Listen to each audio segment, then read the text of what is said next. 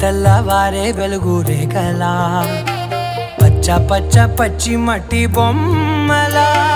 అల్లి బిల్లి వెన్న పాల నురగలా అచ్చ తెలుగు ఇంటి పూల కొమ్మలా